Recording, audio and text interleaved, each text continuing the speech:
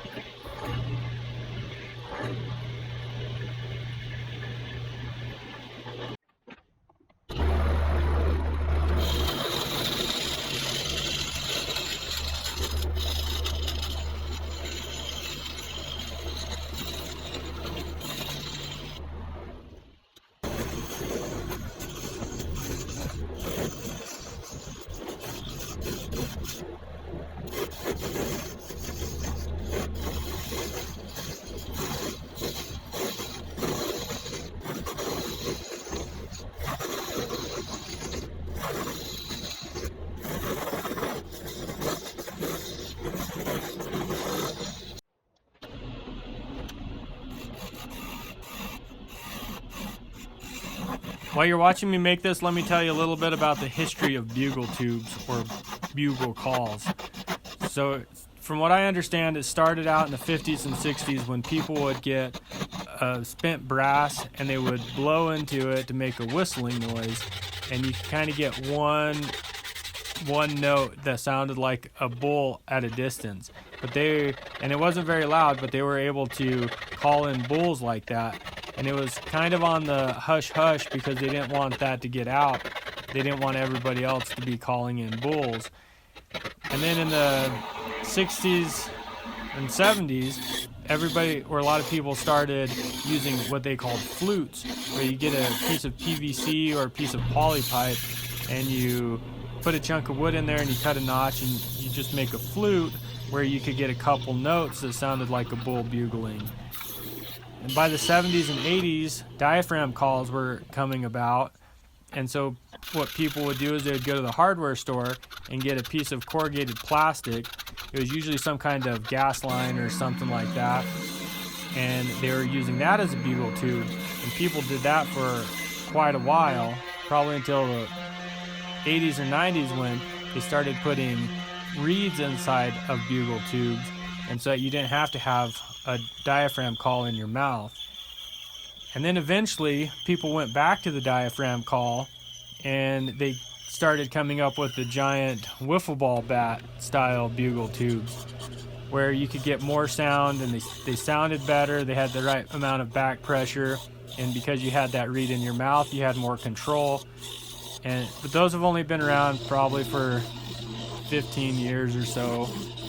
They've only been real popular for probably less than 10 years. But that's kind of where we're at now. And so it's an evolution, and it's always changing. And just remember, it's always people in their garage that are just tinkering with stuff that are making calls better.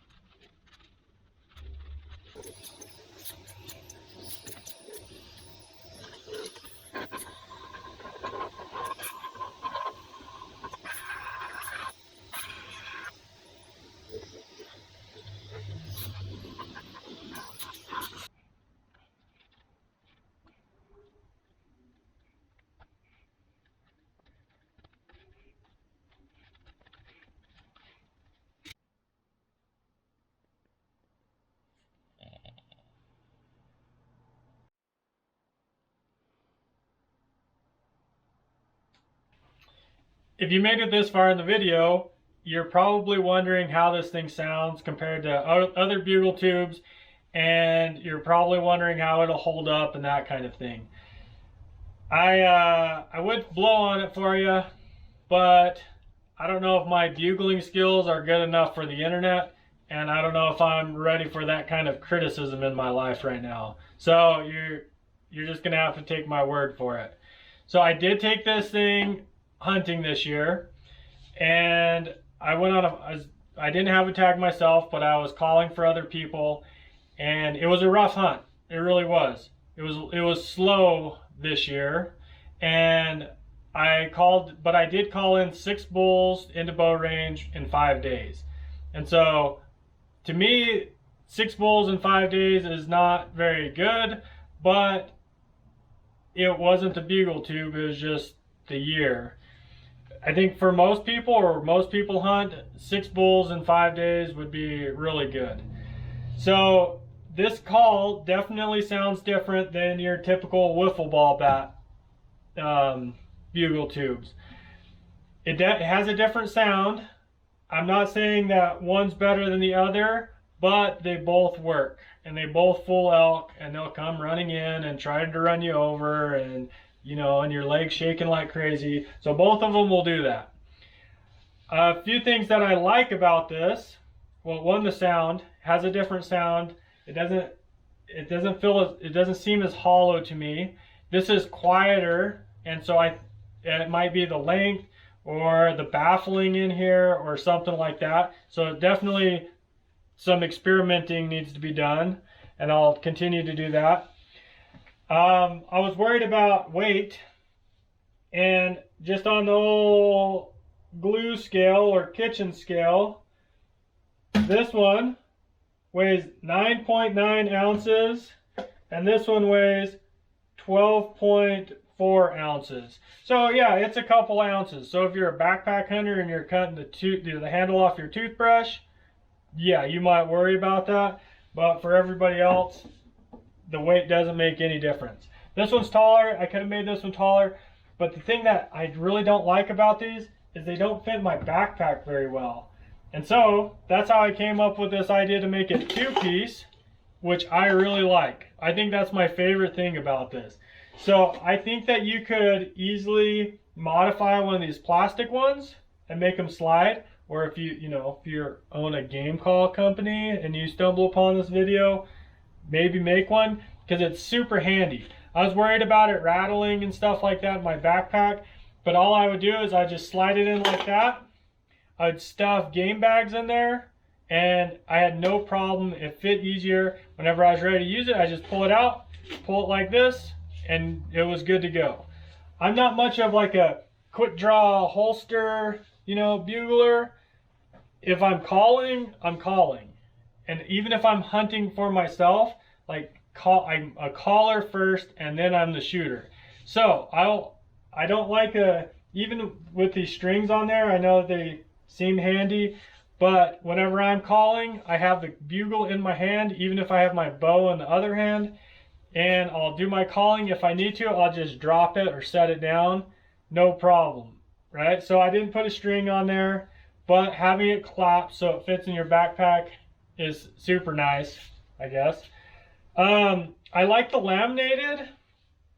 I'm going to do my next one a little bit different, but the lamination I think is pretty good. If you look at like instruments, like guitars and stuff, those are all laminated. So it made sense to me to laminate it rather than have it one solid piece. Well, and I didn't have a huge boring bar. So, if I had the right tools, I might have done it the other way. But I think the lamination is a pretty good idea. Other than that, like I said, it sounds a little bit deeper, a little bit different sound than that one. I think it cow calls, like cow calling through this, like if you're trying to cow call across a canyon or something, I think that's where this thing really excels. It has a different sound than even just like a diaphragm in your mouth or an open, like it's more of like an open reed and then like a diaphragm call mixed, and I think it sounds really good. So that was pretty good with this. You can do that out of these too, but it had a different sound to it. This is how it came back. I'm not gentle on stuff. I was throwing this thing down, beating it up, throwing it in my backpack. It went on horses, like packing it, and with the lash rope going right across it, it held up just fine. So I was pretty impressed by that. The finish, I used that Def stuff just because I had it left over from another project. It seemed to work just fine. Held up. It rained on us. Held up. There's some scratches, some buff spots, but overall, seemed to work all right. If you're not into making one on your own, there's a company. It's called Riven. I don't know how to say it. Riven. They're making a wood bugle tube, and it looks awesome. So if you're looking to buy one and you're not looking to make one and you want to try a wood one, you should definitely buy one of theirs because they seem good, I guess. So I guess that's it. Hopefully this inspires you to make one. It's a little late for this year, but maybe for next year. Start working on it now, start planning. And I guess that's it. Good luck on yours.